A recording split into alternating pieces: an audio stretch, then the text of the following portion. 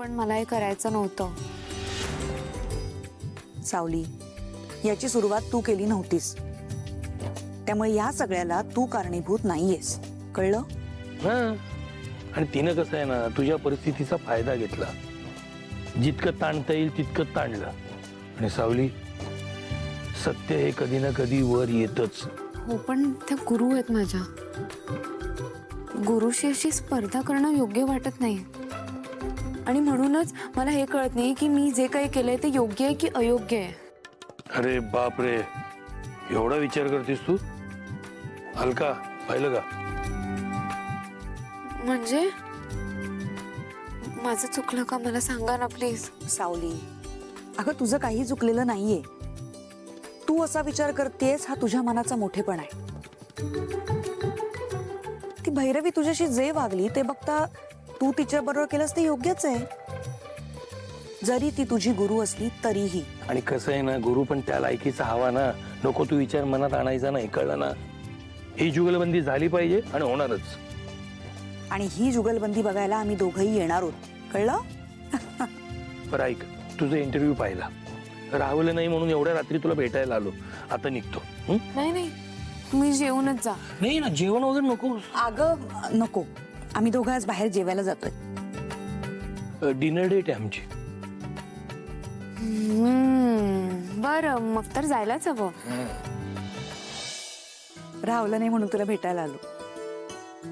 आणि हो, एक महत्वाचं सांगायचं राहिलं, तुझं गाणं ऐकलं, नवीन गाणं खूप आवडलं. मला टेन्शन आलंय.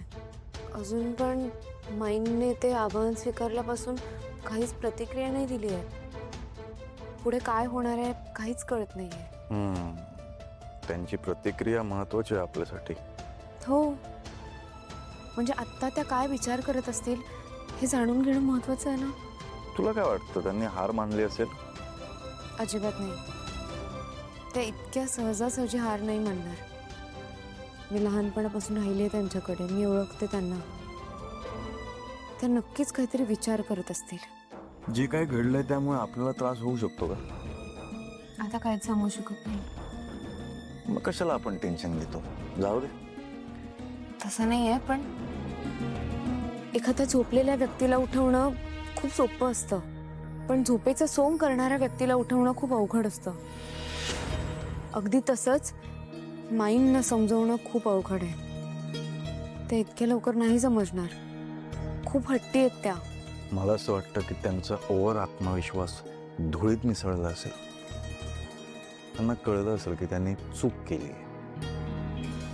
त्यांचा अहंकार दुखावला गेलाय. त्यांना त्यांच्या अपमानाचा बदला घ्यायचा आहे, त्यामुळे त्या हे आवाहन नक्की स्वीकारणार. त्यांनी आजवर कधीच हार नाही पत्करली. परिस्थिती कशीही असू दे, त्यांना नेहमी त्यांचं खरं झालेलं बघायचं असतं. अमृता कुठे? माहित नाही, त्या सकाळपासून दिसल्याच नाहीत मला. अच्छा, कमाल आहे. आल्या. तुझ्याचबद्दल विचारत होते. कुठे होतीस? अमृता, काय झालं बाळा? ठीक आहेस ना? नाही, तू अपसेट दिसतेस जरा. कुणी काय बोललं का तुला?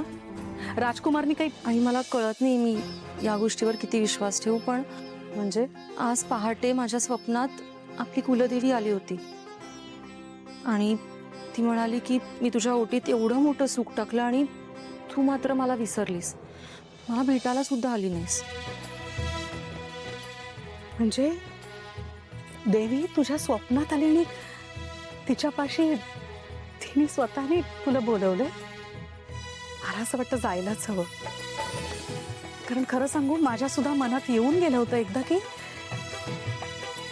एकदा जाऊन ये देवीपाशी. तिच्यामुळे हे सगळं घडलंय. आपल्या घरात इतक्या वर्षानंतर पाळणा हलणार आहे. आपल्या घराचं गोकुळ होणार आहे.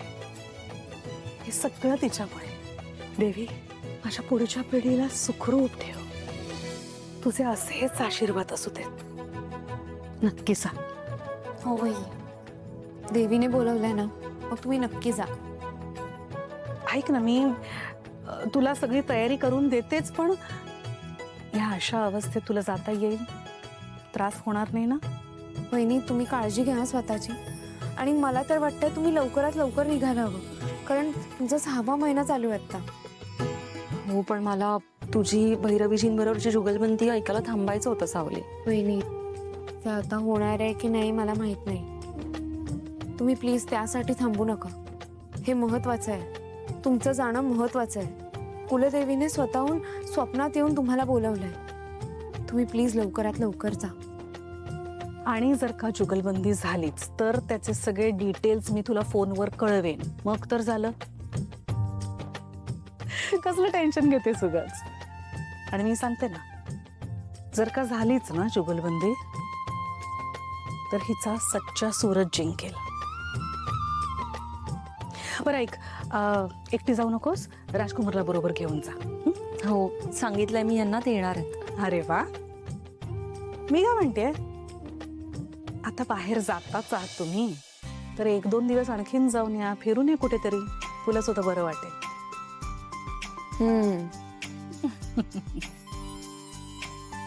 देवा, माझ्या घराला, माझ्या सगळ्या कुटुंबाला असंच आनंदात ठेव.